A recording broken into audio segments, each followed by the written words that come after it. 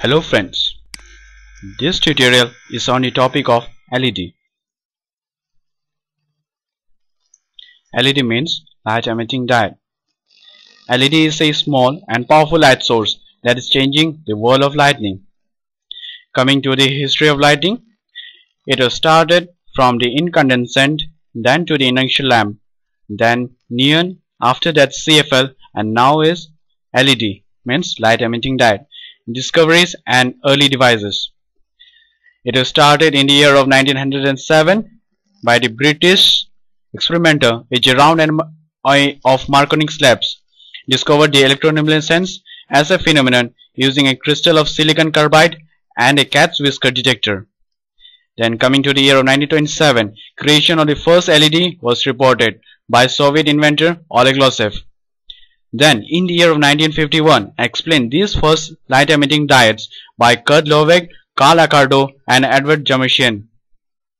In the year of 1955, Reuben Brownstein of the Radio Corporation of America reported on infrared emission from gallium arsenide and other semiconductor alloys. Coming to the year of 1957, further it was demonstrated by the Brownstein that the rudimentary devices could be used for non-radio communication in a short distance. In the year of 1961, James R. Beard and Gary Pittman found that gallium arsenide emitted infrared light when electric current was applied. In the year of 1962, Nick Holyoake Jr. developed the red LED, the first LED of visible light. He used gallium arsenide phosphide on a gallium arsenide phosphide substrate. Coming to the commercial development, the first commercial LEDs were commonly used as a replacement for incandescent and neon indicator lamps and in 7-segment displays, first in inexpensive equipment such as laboratory and electronic test equipments. Then later, LEDs are rapidly coming commonplace in a wide variety of applications, from automotive lighting to home lighting to consumer lighting applications. These red LEDs were bright enough only for use as indicators, as the light output was not enough to illuminate an area. Readouts in calculators were so small that plastic lenses were built over each digit to make them legible. Later, other colors became widely available and appeared in appliances and equipments. This figure shows the LED display of a scientific calculator. Then later, in the late 1970s, commercially successful LED devices at less than 5 cents each were produced by Fairchild Optoelectronics. What is an LED?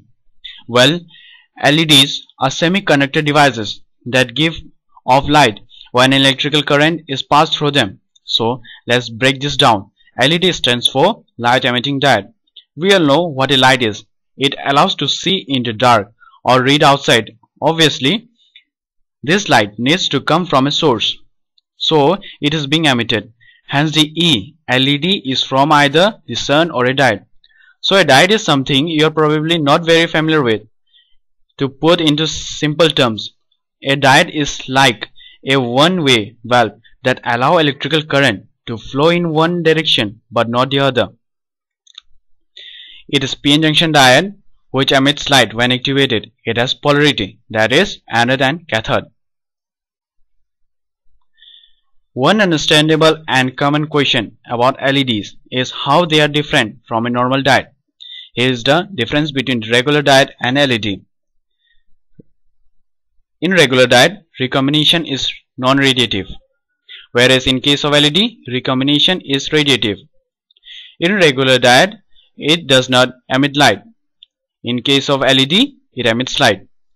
Normal diodes are silicon or germanium with voltage drop close to 0.6 volt. LEDs have gallium arsenide or other semiconductors whose gap energy is higher, giving a high voltage drop, that is 1.9 to 4.4 volt. Normal diodes output is lesser than LED. LEDs output more energy than normal diodes because there is more energy carried by light besides thermal dissipation. LED lights are mainly used for two things: that is indication and illumination, whereas in case of regular diode it is not possible. Here is the close-up of a typical LED in its case and symbol. The first figure shows the close-up of a typical LED and the second figure shows the symbol of an LED. Then in the next coming slide we'll show you how the LED works and how the LED is typically manufactured. So here is the working of an LED. In simple term, here is and how LED works. An LED is a basic semiconductor device, a p-type semiconductor material containing positively charged carriers called holes is combined with n-type semiconductor materials containing negatively charged carriers called electrons to create a diode. When a current supply is connected to the diode, the negative charge electrons are forced to move one direction and a positive moves in the opposite direction. When a free electrons come near hole, it combines with the hole. The hole exits in the lower energy level in the free electron, so the electron must lose energy to combine with the hole. This energy is released in a form of a photon or a unit of light. The amount of photon energy released determines the frequency or color of the light, the type of material and process creating the n-type and p-type materials detect the color of photons as well as the efficiency and other performance characteristics of the LED. Coming to the energy level diagram for an LED. Here is the energy level diagram of forward bias p-n junction diode showing how injection of magnetic carriers leads to spontaneous emission. Here the diagram shows the spontaneous emission because it does not need any external energy to bring down the atom. Everything happens naturally. Coming to the interior part of an LED. After processing material into an LED chip, the chip is installed in a package that allows electrical connection and directs as much light as possible in the desired direction. Coming to the LED structure and fabrication. LEDs are a specialized form of p-n junction diode that have been designed to optimize their electroluminescence. As a result, the LED structure and LED fabrication techniques needs to ensure that the light output is optimized. Layers of various materials are grown on the substrate. These layers are applied under precise pressure and temperature control and make up the N layers, the active region and the P layers. This process is called the epitaxial or epigrowth. The brightness or color and intensity of the resulting LED are determined by the quality and consistency of the epigrowth process. After the epigrowth process, individual LED chips are defined under wafer. The wafer is then signed up into separate individual LEDs. The LEDs are then tested whether the exact color and all the electrical characteristics are recorded or not. Finally, the LEDs are installed in the package. Wire parts create the electrical connection. A lens is attached to direct the light. In the case of Luxeer, silicon is added to protect the LED chip and fill the air gap in between the chip and the lens. Here is the structure of an LED. The first one is the planar LED. It is one of the simplest structure fabricated by either liquid or vapor phase epitaxial process over the whole surface of gallium arsenide substrate. This generally involves a p-type diffusion into a n-type substrate to create the p-n junction. Forward current flows through the junction, giving Lambertian emission pattern, and a device emits light from the surface. However, only a limited amount of light escapes this structure due to total internal reflection, and therefore radiance is very low. Coming to the dome-shaped LED. In the dome-shaped LED, the reflection losses are minimized by changing the structure of the LED into an hemispherical dome.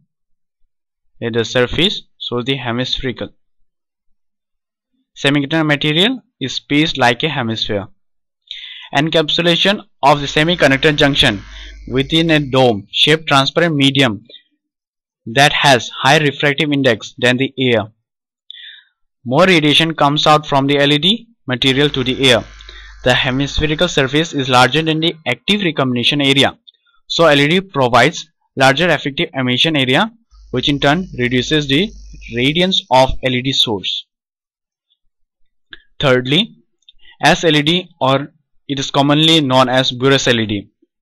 In this type of device, a portion of the substrate is etched away to decrease the distance between the active region and emitting surface. The radiation is emitted through the back of the LED, that is through the substrate. The metal layer for the positive contact is used as a heat sink. This LED provides a high radiance and high current density. The high current density in the active region of SLED generates excessive heat, which in turn rises the temperature of the device. Based on where the transparent window is located, there are two basic configurations for the LED structure. Firstly, that is surface emitting LED structure, that is SLED, and secondly, ELED, means edge emitting LED structure. First one, SLED structure, it is also known as Burris or front emitters. This form of LED structure emits light perpendicular to the plane of the PN junction. Here the red arrow shows the emission of light. Then the edge emitting LED structure. This form of LED structure emits light in a plane parallel to the junction of the PN junction. In this configuration, the light can be confined to a narrow angle. The light is emitted from the edge. Coming to the comparison between the SLED and ELED. In case of SLED, spectral width is larger, whereas in case of ELED, spectral width is smaller.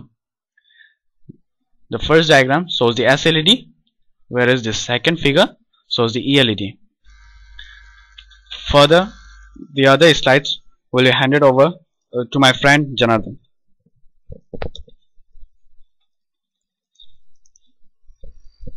Based on the semiconductor use, LED is divided into two types, homostructure and heterostructure LED. Now, homostructure LED. In homostructure, the N-type and P-type semiconductors are made from the same material. Also, we have two basic arrangements of LED based on the position of transparent window located, that is ELED and SLED. Here, both figure A and B are homostructure LED. As you see here, light produced by electron-hole recombination in the active region radiates in all directions, but only a transparent window on the upper surface or at the edge allows light to escape from the semiconductor structure, and all other directions are blocked by the semiconductor packaging. Now, two main drawbacks of homostructure. The electron-hole recombination takes place in various directions over a large area, so it requires a high current density to support the desired level of radiated power. Secondly, this type of LED radiates a broad light beam. This makes the coupling of light into an optical fiber extremely inefficient.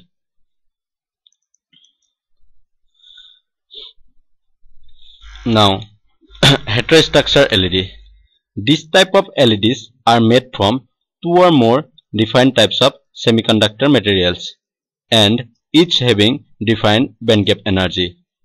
In heterostructurality, two basic principles are involved.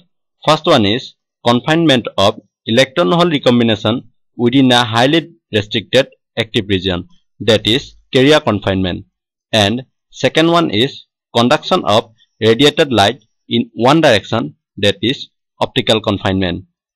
The first principle is achieved by placing a semiconductor having lower bandgap in between two layers of another semiconductor material having higher bandgap energy.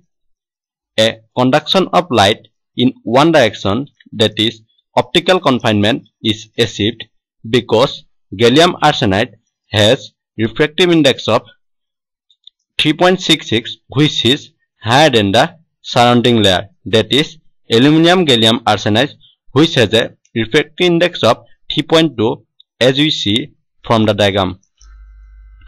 In the diagram, electrons injected from n-type aluminum gallium arsenide confront an energy barrier at the junction where gallium arsenide and p-type aluminum gallium arsenide meet and are reflected back into the active region. The same mechanism works for holes also. Such a structure is called as DH LED or double heterostructure LED. The dual confinement in DH LED leads to high quantum efficiency and high radiance. So these parts are already discussed. Let's come to the next part. These are the different kinds of LED which are available in the market. Now, LED characteristics and colors. There is a wide variety of defined LEDs available on the market. The defined LED characteristics include color light wavelength, light intensity, and a variety of other LED characteristics. LED colors. So, one of the major characteristics of an LED is its color. Initially, LED colors were very restricted. For the first years, only red LEDs were available. However, as semiconductor processes were improved and the new research was undertaken to investigate new materials for LEDs, defined colors became available. The voltage drop across an LED is defined to that of a normal silicon LED. Typically, the LED voltage drop is between around 2 and 4 volts. Here the diagram shows some typical approximate curves for the voltage that may be expected for defined LED colors. Now, desirable characteristics of an LED. It must have appropriate bandgap energy. The material must be suitable both for N-type and P-type semiconductors. The radiation pattern of the material must be transparent to the emitted wavelength. The relation between the wavelength of the emitted light from the LED and the bandgap energy of the material is E is equal to hc by wavelength, where E be the bandgap energy, h be the Planck's constant, and c be the velocity of light. Now, temperature dependence on output power of an LED. The internal quantum efficiency of an LED decreases exponentially with increase in temperature. Therefore, the light output power of an LED decreases exponentially with increase in junction temperature. The output characteristics of an LED also becomes non-linear at higher temperature. So, as we see in the diagram, when temperature is increased, the output power is decreases exponentially. The output spectral pattern of an LED broadens with increase in temperature. Increase in junction temperature also affects the peak emission wavelength and is shifted by 0.3 to 0.4 Newton meter per degree Celsius aluminum gallium arsenide and 0.6 Newton meter per degree Celsius indium gallium arsenide phosphide. This is the typical spectral variation of the output characteristics with temperature for an aluminum gallium arsenide SLED. Now, spectral output characteristics of an LED. The output power of an LED also changes with emission wavelength. The spectral width of an LED tends to increase for materials with smaller bandgap energy. The output spectra of an LED tends to broaden with increase in wavelength. As we see from the diagram, the spectral width of an LED operating at room temperature is in 0.8 to 0.9 micrometer wavelength band is usually between 25 nanometer to 40 nanometer at full width half maximum. So increase in doping also increases the spectral width. The peak emission wavelength shift with increase in doping. Now, reliabilities of an LED. The degradation mechanism of an LED is generally slow, and it is caused by the two types of defects: dark line defects, that is DLD, and dark spot defect, that is DSD. Dark line defect is generally found in gallium arsenide LED, and it is caused because of the high injection current density, rise of temperature, high impurity concentration in the active region. And dark spot defect is generally caused in indium phosphide LED. It can be prevented by choosing suitable fabrication process and controlling the degradation parameter. Now, radiation pattern of an LED. An LED is a directional light source with a maximum emitted power in the direction perpendicular to the emitting surface. Here, the figure A shows the radiation pattern of an SLED and figure B shows the radiation pattern of ELED. SLED is also known as Lambertian source, and it radiates light as P is equal to P naught cos theta, where P naught be the maximum power at theta equal to 0 degree.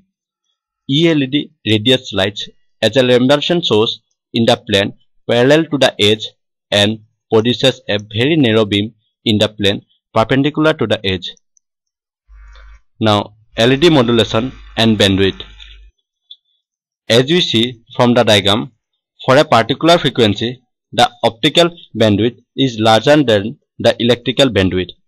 The modulation bandwidth of an LED is determined by doping level in the active region, reductive in radiative lifetime due to injected carriers, and parasitic capacitance of the device. Now, these are the various LED drive circuits.